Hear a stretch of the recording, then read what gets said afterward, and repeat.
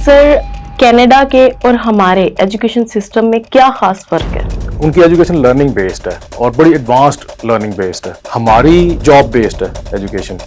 Sir, CSS करते हुए आपको कौन से हर्डल जो थे वो आए? मैंने डिफरेंट सब्जेक्ट्स को पढ़ा, पढ़ने के बाद मैंने देखा मेरा इंटरेस्ट किन सब्जेक्ट्स में ज़्यादा डेवलप हो रहा है। अस्सलाम वालेकुम, यू लर्न के प्लेटफॉर्म से मैं हूं अमल चौहान। आज हमारे साथ मौजूद हैं पाकिस्तान तहरीक इंसाफ के टिकट होल्डर अहमद रशीद भट्टी साहब। इन्होंने सीएसएस करके ब्यूरोक्रेसी को ज्वाइन किया और यही नहीं, इन्होंने नौकरी को छोड़कर सियासत को अपनाया। तो चले इनसे बात करते हैं और जानते हैं कि इन्होंने क्यों ब्यूरोक्रेसी को छोड़ा और सियासत को अपनाया। अस्सलाम वालेकुम सर। वालेकुम अस्सलाम। सर, सबसे पहले तो मैं आपसे ये जानना चाहूँगी कि आपने कहाँ से तालीम हासिल की? तालीम मैंने लाहौर में एक यहाँ आपके करीब एक स्कूल थे, है अभी भी, लकास के नाम से, वहाँ से मैंने ए लेवल्स किया।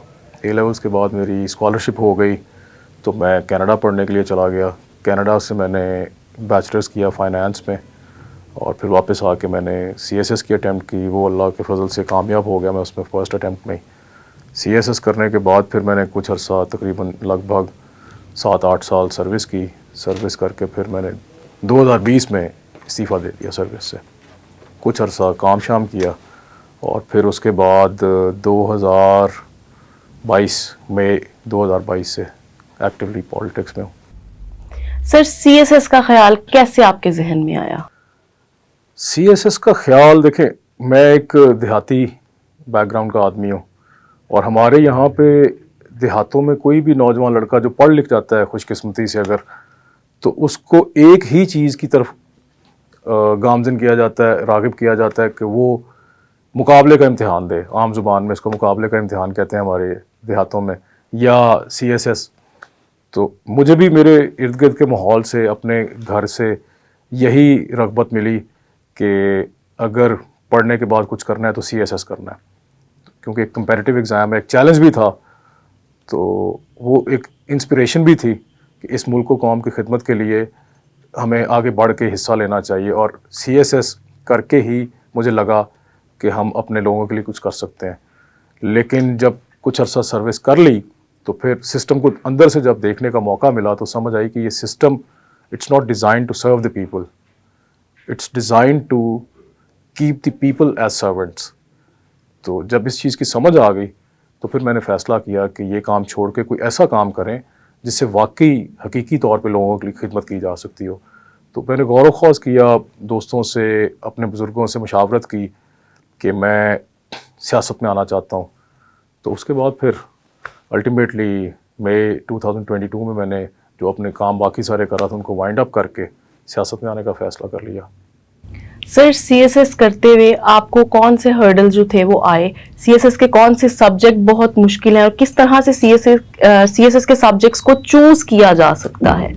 क्योंकि हमारी बहुत सारी जो यूथ है वो आगे अब सीएसएस की तरफ जा रही है, लेकिन उनको नहीं पता कि उन्होंने क्या सब्जेक्ट्स चूज करने हैं, या सीएसएस को लोगों ने एक हवा बनाया हुआ है, इंक्लूडिंग मी, कि सीएसएस बहुत कोई मुश्किल चीज है। देखिए, पहली बात तो ये है कि आपको अपना एप्टीट्यूड चेक करना चाहिए। मसलन जैसे मैंने कैसे फ़ैसला किया, जो सब्जेक्ट्स मैंने अपने इलेक्टिव्स रखे या ऑप्शनल सब्जेक्ट जो थे, मैंने डिफरेंट सब्जेक्ट्स को पढ़ा। पढ़ने के बाद मैंने देखा मेरा इंटरेस्ट किन सब्जेक्ट्स में ज़्यादा डेवलप हो रहा है, वही जिनकी तरफ मेरा ज़हनी तौर पे मैं माइल हुआ कि ये मेरा दिलचस्पी उनमें ज़्यादा डेवलप हुई, वही सब्जेक्ट्स मैंने पढ़ना शुरू कर दिए। तो वो जिस चीज़ में आपको इंटरेस्ट हो वही आप शौक़ से करते भी हो, पढ़ते भी हो। तो जिन चीज़ों में आपका इंटरेस्ट है वही पढ़ें। मतलब आप अगर जैसे आपने साइकोलॉजी पढ़ी हुई है तो आपको चाहिए आप साइकोलॉजी रखें। ज़ाहिरी बात, आपका पुराना एक्सपीरियंस भी है, उसमें आपके कॉन्सेप्ट भी क्लियर होंगे, आपके पास नॉलेज भी होगा बहुत सारा, तो आपको एडवांटेज होगा उस सब्जेक्ट में। फ़र्ज़ कर लें मैंने इंजीनियरिंग की हुई है तो मुझे फिज़िक्स में हो सकता है एडवांटेज हो, तो मैं फ़िज़िक्स पढ़ना चाहूँगा, फ़िज़िक्स रखना चाहूँगा।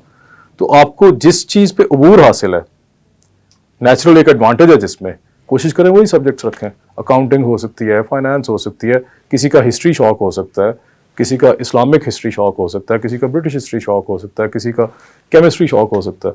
तो जिस चीज़ का आपको शौक है, जिस काम को आप शौक से करते हैं, वही आप शौक से पढ़ेंगे भी। तो वही करें, उन्हीं को ऑप्शनल सब्जेक्ट्स के तौर पर रखें। सर, کینیڈا کے اور ہمارے ایجوکیشن سسٹم میں کیا خاص فرق ہے؟ میرے خیال سے کینیڈا اور پاکستان کے ایجوکیشن سسٹم میں ایک تو بنیادی فرق یہ ہے کہ ان کی ایجوکیشن لرننگ جو ہے، ان کی ایجوکیشن لرننگ بیسڈ ہے اور بڑی ایڈوانسڈ لرننگ بیسڈ ہے. ہماری جاب بیسڈ ہے ایجوکیشن. ہم تعلیم حاصل کرتے ہیں نوکری لینے کے لیے، کچھ سیکھنے کے لیے تعلیم حاصل نہیں کرتے. بنیادی فرق تو یہ ہے. اور دوسرا یہ جو میں نے آپ کو بتایا کہ ان کی بہت ایڈوانسڈ سٹیج پہ ہے ایجوکیشن، ہماری بہت بیکورڈ ہے. ہماری آج بھی تعلیم کا معیار جو ہے وہ دنیا سے میرا خیال ہے 100 سال پیچھے ہے. تو ہمارا ان کے ساتھ کوئی کمپیریزن ہی نہیں بنتا. سر، آپ نے پبلک سیکٹر کو سرو کیا جیسے آپ نے ابھی بتایا ہے، تو پبلک سیکٹر کو چھوڑ کے جب آپ سیاست میں آئے تو آپ کا کیسا ایکسپیرینس رہا؟ کیا چیزیں تھی جو وہاں آپ کو لگتا تھا کہ نہیں مل سکتی؟ کیا ڈفرنس تھا دونوں؟ بڑا انٹرسٹنگ کوشچن کیا آپ نے. دونوں ایکسپیرینسز بڑے زبردست ہیں. بنیادی چیز تو ہے ٹیبل کے اس طرف سے اٹھ کے اس طرف آپ آ گیا ہوں نا. پہلے میں ٹیبل کے اس طرف تھا جہاں سے بیٹھ کے آپ حکم جاری کرتے تھے، اب حکم لینے والی سائڈ پہ آ گئے ہیں. تو بہت بڑا ڈفرنس ہے، لیکن ایکسپیرینس دونوں ہی بڑے انٹرسٹنگ ہے. وہاں پہ بھی بہت کچھ سیکھنے کو ملا، اس فیلڈ میں بھی آ کے بہت کچھ سیکھنے کو مل رہا ہے. تو میں کہوں گا کہ وہاں پہ جو کچھ سیکھا اس میں سے بہت سی چیزیں ایسی ہیں جن کو اب میں پریکٹیکل سیاست میں بھی امپلیمنٹ کر رہا ہوں. تو وہ ایکسپیرینس بڑا کام آ رہا ہے. بڑا زبردست ایکسپیرینس تھا میرے لیے وہ بھی.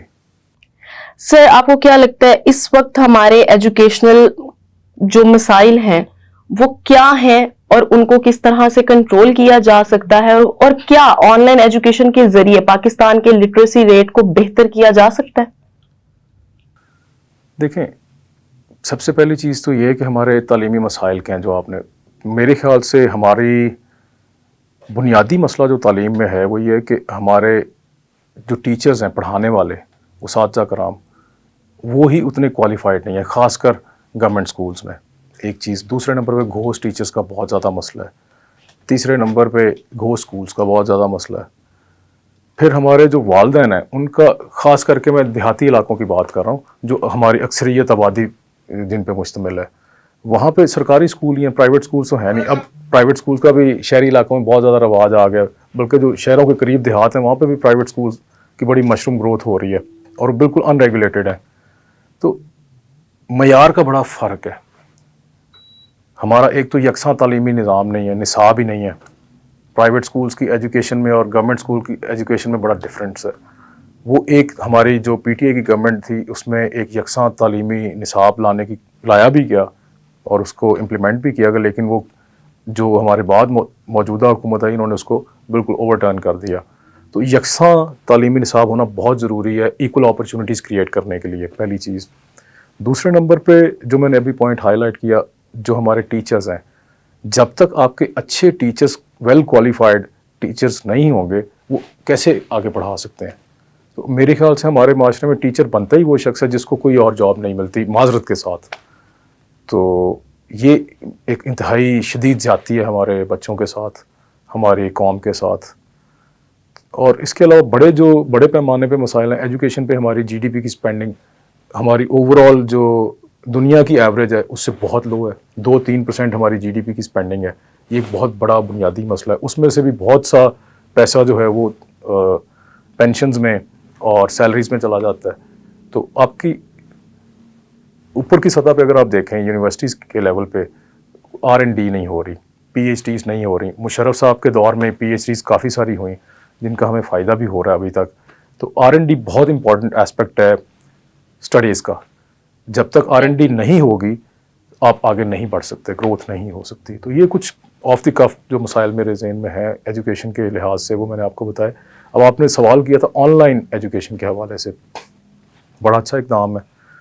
دیکھیے اب پوری دنیا میں سارے سیکٹرز آف بزنس جو ہیں وہ آن لائن شفٹ ہو گئے، خاص کر کے پوسٹ کرونا فیز میں. تو یہ بھی لازمی طور پہ ایک طرح سے اچھا ہی ہوا میرے خیال سے.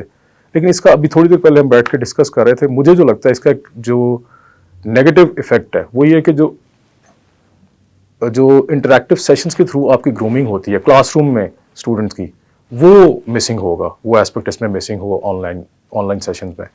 لیکن اس کے علاوہ یہ سہولت بہت بڑی ہے. مثلاً جیسے ہمارے ریموٹ ایریاز میں اچھی کتابوں کی ایکسیس نہیں ہے, اچھے ٹیچرز کی ایکسیس نہیں ہے, تو آپ کو وہ readily available material on line مل جاتا ہے.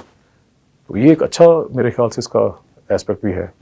سر آپ ایجوکیشن سیکٹر میں, اگر ایجوکیشن سیکٹر میں کام کرنے کا آپ کو موقع ملے تو آپ اس میں کیا چینجز لے کر آئیں گے؟ سب سے پہلے تو میں نے جیسے ابھی بات کی GDP اسپینڈنگ انکریز کرنے کی ضرورت ہے حکومتی سطح پہ. اس کے بعد آپ کو پیرنٹس کو موٹیویٹ کرنا پڑے گا. پیرنٹس کو موٹیویٹ کر کے ان کو کمیونٹی کو انوالو کرنا پڑے گا. جب تک کمیونٹی ہماری اونرشپ نہیں لیتی کسی بھی چیز کی, تب تک کوئی کام, کوئی پروجیکٹ, کوئی ڈیولپمنٹ ورک سکسیزفل نہیں ہو سکتا. اس سے میری مراد کیا کمیونٹی کو انوالو کرنے سے, کہ میں آپ کو چھوٹی سی مثال دیتا ہوں. جیسے میرا اپنا گاؤں کا سرکاری اسکول ہے, وہاں پہ ہمارے گاؤں کے بچے پڑھتے ہیں, لیکن والدین کی کوئی انوالومنٹ ہی نہیں ہے. بچے اسکول گئے ہیں, اسکول میں کیا کیا ہے, کیا پڑھا ہے, کیا ان کی رپورٹس آ رہی, والدین کو پتہ ہی نہیں ہے. دوسرے نمبر پہ ہمارا آج کل ایک بہت بڑا مسئلہ بن گیا ہے کہ گھر کے افراد اگر 5 ہیں تو والد کی یا والدین کی خواہش یہ ہوتی ہے جلد از جلد بچے ان کے ساتھ ارننگ ہینڈ بنے, کیونکہ مہنگائی بہت زیادہ ہو گئی ہے. تو وہ جو ٹائم چاہیے بچے کو اسکول میں اسپینڈ کرنے کے لیے وہ اس کو نہیں مل رہا. تو جتنا زیادہ ٹائم بچہ اسکول میں اسپینڈ کرے گا اتنا ہی اس کو سیکھنے کا زیادہ موقع ملے گا. اس کے ساتھ ساتھ ہمیں جو ایک بہت امپورٹنٹ چیز ہے, ہمیں انڈسٹری ریڈی یوتھ چاہیے. بیسکلی آپ نے یوتھ کو اکوپ کرنا ہے ایسے اسکل کے ساتھ جس کی بنیاد پہ اس کو گریجویٹ ہوتے ساتھ جاب بھی مل جائے. لیکن ہمارا مسئلہ یہ ہے ہمارے ملک میں اس پہ کوئی کام ہی نہیں کیا جا رہا, اس پہ کوئی ریسرچ ہی نہیں کی جا رہی. انڈسٹری کی ڈیمانڈ کیا ہے؟ اگر فرض کریں انڈسٹری کو یا آپ کے ملک کی اکانومی کو انجینئرس کی ضرورت ہے تو آپ انجینئرس بنائیں. اگر ملک کی اکانومی کو ڈاکٹرس کی ضرورت ہے تو آپ ڈاکٹرس بنائیں. ملک کی اکانومی کو اگر MBAs کی ضرورت ہے تو MBAs بنائیں. ہمارے ملک میں روش کیا چل پڑتی ہے, اگر MBA کا چل پڑا ہے تو ساری قوم MBA کرنے لگ جائے گی. اگر کسی کو میڈیکل میں جاب ملنا شروع ہو گئی ہیں تو سارے لوگ ڈاکٹرز بننا شروع کر دیتے ہیں. تو یہ ایک بڑا عجیب سا کام ہے. انڈسٹری کی ریکوائرمنٹ کے مطابق آپ کو ایجوکیشن دینی چاہیے لوگوں کو, تو پھر میرا خیال ہے ہمارے کافی سارے مسئلے حل ہونا شروع ہو جائیں گے انشاءاللہ. سر آپ ہماری یوتھ کو کیا میسج دینا چاہیں گے جو ان کی زندگیوں کو آسان بنا دے؟ یہ بڑا مشکل سوال ہے. زندگی آسان بنانا تو ہر انسان کا خواب ہے. ہر انسان کی ساری زندگی کی تقاضا ہی اس بنیاد پہ ہوتی ہے کہ زندگی اپنی آسان کرے. لیکن میرا خیال ہے کہ ہم نے جان بوجھ کے غیر ضروری طور پہ اپنی زندگیوں کو مشکل بھی بنایا ہوا ہے. زندگی کو سہل بھی کیا جا سکتا ہے اگر آپ اپنی خواہشات کو اپنے وسائل کے مطابق کر لیں. خواہشات بہت بڑی ہوتی ہیں, ہماری وسائل ہمارے قلیل ہوتے ہیں, جس کی وجہ سے زندگی مشکل ہو جاتی ہے. تو میرے خیال سے میں یہی پیغام دوں گا کہ محنت کریں, لگن سے کریں. جو لوگ محنت کرتے ہیں اور لگن سے قوت ارادی کے ساتھ اپنے ارادے پہ قائم رہ کے لگے رہتے ہیں وہ ایک دن کامیاب ضرور ہو جاتے ہیں. تو جو بھی کام دل مانتا ہے, جو کام کرنے کو آپ کا دل مانتا ہے وہی کریں اور اس پہ ڈٹ کے کریں, تو اللہ تعالیٰ آپ کو کامیابی دے گا. امید کرتی ہوں کہ آج کا ہمارا یہ انٹرویو, آج کی ہماری یہ بات چیت ہماری یوتھ کے لیے بہت فائدہ مند رہے گی. اسی کے ساتھ امل چوہان کو دیجیے اجازت, پھر ملتے ہیں ایک نئے انٹرویو کے ساتھ. اللہ حافظ.